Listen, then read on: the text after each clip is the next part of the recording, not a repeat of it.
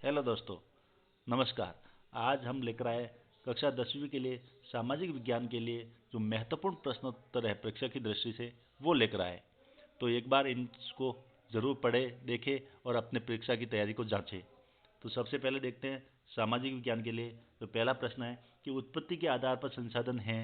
तो उत्पत्ति के आधार पर कितने प्रकार के हैं? दो प्रकार के हैं, जैव और अजैव। जैव और अजैव।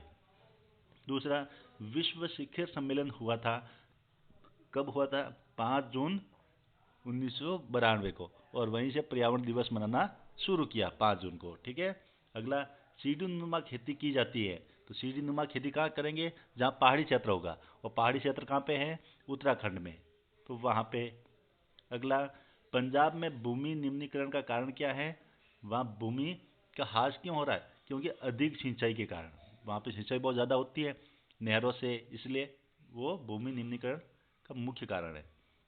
अगला, इस्माइल इज ब्यूटीफुल पुस्तक लिखी है, किसकी है ये? सुमेसर, सुमेसर की है। अगला, भारत का भौगोलिक क्षेत्रफल है कितना है? 32.8 लाख किलोमीटर है, 32.8 लाख किलोमीटर। अगला, फसलों के बीच पेड़ों की कतार लगाना है, वो क्या है? रक्षक मेखला, रक्षक मेखला। अगला, विश्व में भारत की वन उपजातियां का प्रतिशत है, कितने प्रतिशत है? वनों की उपजातियों का 8% है। अगला, वन्य जीव सुरक्षा अधिनियम लागू कब हुआ? 1972 को हुआ था।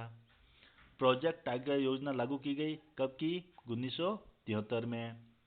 अगला, बाघों के संरक्षण के लिए कौन सी योजना चलाई थी? वो प्रोजेक्ट टाइगर योजना। किसके लिए थी? बाघों के संरक्षण के लिए। अगला, सरिस्का बाघ रिजर्व राज्य स्थित है। जो सरिस्का अभ्यारण्य है वो कहाँ पे है? राजस्थान के अलवर जिले में है। अगला, बक्सा टाइगर रिजर्व स्थित है, वो कहाँ पे है? बक्सा टाइगर रिजर्व, वो पश्चिम बंगाल में है। अगला, केंद्रीय वन आयोग की स्थापना हुई तो कब हुई? 1965 को हुई थी। अगला, विश्व में जल उपलब्धता में भारत का स्थान कैसा है? वो 133वां है। ठीक है। अगला, धरातल पर जल का प्रतिशत कितने प्रतिशत है? धरातल पर 71% है। ठीक है। अगला, बांधों के लिए नहरों का निर्माण किया था, किसने किया सबसे पहले नहरों का निर्माण? चंद्रगुप्त मौर्य ने। अगला, बांधों को आधुनिक भारत के मंदिर कहा, तो जवाहरलाल नेहरू ने कहा था कि बांधों को आधुनिक भारत के मंदिर है। अगला, वाटर हार्वेस्टिंग वाला राज्य है, तो वो है तमिलनाडु। कौन सा है? तमिलनाडु। अगला, दामोदर घाटी भारत की प्रथम बहुउद्देशीय परियोजना है। दामोदर घाटी जो है वो भारत की प्रथम बहुउद्देशीय परियोजना, यानी कि बहुत सारे उद्देश्यों के लिए काम में ली जाती है इस योजना को। अगला, 2025 की भविष्यवाणी में जल की कमी को झेलेंगे कितने करोड़ लोग? 20 करोड़ लोग। सरदार सरोवर बांध किस नदी पर बना हुआ है? नर्मदा नदी पर है। अगला, हीराकुंड परियोजना नदी किस नदी पर है? हीराकुंड, ये महानदी पर है। भारत की शोक नदी है, कौन सी है? दामोदर नदी है, शोक नदी। बंगाल का शोक भी कहता है दामोदर नदी को। अगला, पश्चिमी राजस्थान में वर्षा जल को कहते हैं पालर पानी। जो वर्षा का जल होता है वो पालर पानी कहलाता है। अगला, सुनहरा रेशम रेशा कहा जाता है जूट को। सुनहरा रेशा किसको कहते हैं? जूट या पटसन को। अगला, भूदान ग्रामदान आंदोलन चलाया था, वो विनोबा भावे ने। भूदान ग्रामदान आंदोलन किसने चलाया? विनोबा भावे ने। अगला, मणिपुर में जूम खेती को कहते हैं पामलू। जो जूमिंग खेती की जाती है, झाड़ फूस को साफ करके फिर खेती की जाती है, उसको कहते हैं पामलू। अगला,